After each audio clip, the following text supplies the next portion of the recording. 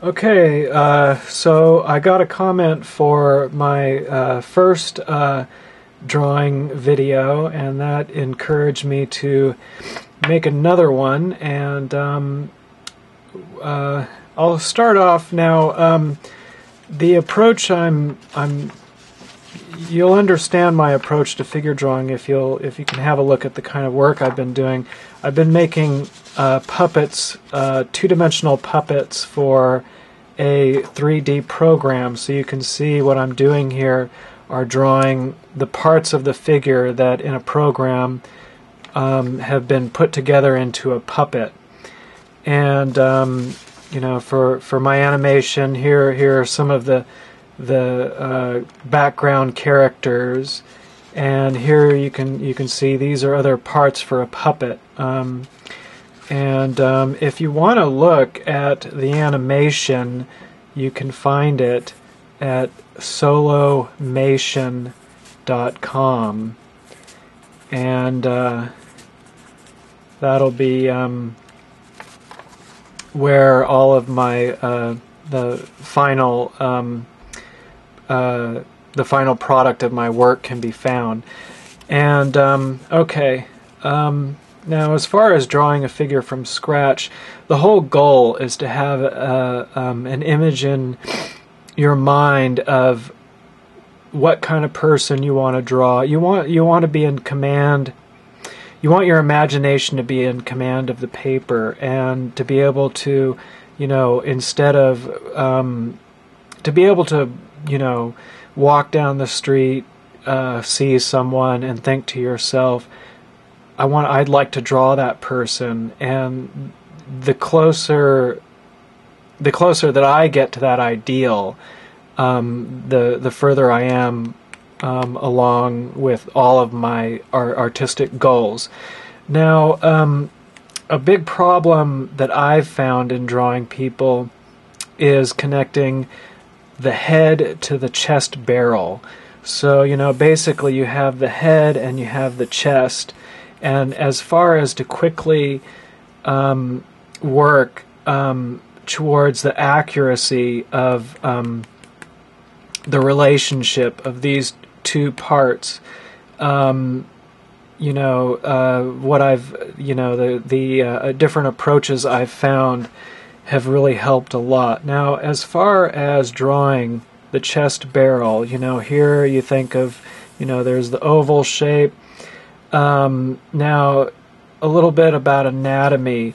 The thing is you know, you have the rib cage down here, and then you have these I don't know all of it, you know, muscles and tendons and everything coming off the neck, and you have these different parts of the body here. What ends up happening is a continuity of these diagonal, these, you know, the muscle and tendon form diagonally coming off the neck here happens to correspond with the lines of the chest under the arms. So that's where the chest barrel shape comes in, is that a lot of the times when you're quickly drawing a figure, the rib cage is going to shape this basic shape. Now, the chest barrel is a shape that overall doesn't change as much as like a flabby belly or breasts or what have you. So the chest barrel is you know, something that you can rely on when you're drawing figures in all different perspective, and so what I'll do here, you know, when I'm drawing, here it is here, and I don't always have to draw it this way. It just depends on what I'm doing at the time.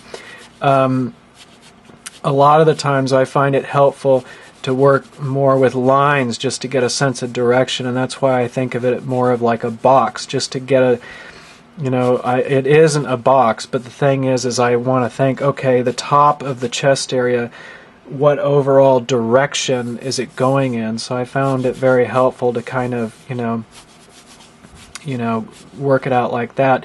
Now you may notice that I'm always tilting it. I'm not, the chest is not like this. That is not the chest. It's always tilted back. You know, here's where the rib cage ends down here. So it's always, you always want to throw the chest back like that, unless the figure is leaning forward. Now, the way you start working with the neck is going to be really helpful in this whole idea. You know, the reason we think of the chest barrel as always leaning forward is because the neck comes off not the top of the chest, not up here, but up here in the front. So the center of the neck always comes off. You know, if you're looking at the chest from the side. Now let's just think about the figure standing for now. Let's not think about, because it gets confusing once you have a character like, you know, bending down to pick up something. Of course the chest isn't going to be leaning back that way because they're leaning back this way, but not to be confused. Let's just think about the figure standing. When the figure is standing, naturally the chest barrel is thrown back, and this is from the side here. You know, so, you know, you got a character just standing here, and here's the arm over here. The neck does not come off here. It does not come off here. The neck comes off the front. You know, so what you have here is you have that you want to throw the chest barrel back, and you want to have the neck come off the front. Now we're talking about the central axis of the neck. We're not talking about what we're going to end up drawing. We're talking about a guiding idea that's going to guide us in what we're going to draw on top of all of this. So the central axis of the neck, I usually, you know, I put it up here, up front. And the central axis of the neck leading to the central axis of the head. And you know, then from there you can you know, work the head out. So you know, if you want to now looking at this from the side here, you know, here's, you know, this is the figure standing here, and so this line, think of it as like a wire that you can bend around, you know, and it's got a little pin here, and that little pin it, you know, leads to the central axis. So, you know, if you start thinking about what direction you want the head to go in, you say, well, you know, I want to have the character looking up and to the side, so you can rotate the head on this central axis. And instead of like later thinking, oh great, I have it in the right direction, except I've drawn the head over here, or I've drawn the head back here, and I've got to, you know, start all over again. By starting with the center line inside the neck, and try to think in 3D. The more you think in 3D, the faster and more intuitive this kind of approach is going to be. After a while, you get a 3D sense, and it's a very helpful guide, and it makes it a lot of fun to draw this way. But you've got to, you know, even though you're working on a 2D paper, you want to kind of try to imagine that you're working in a 3D environment.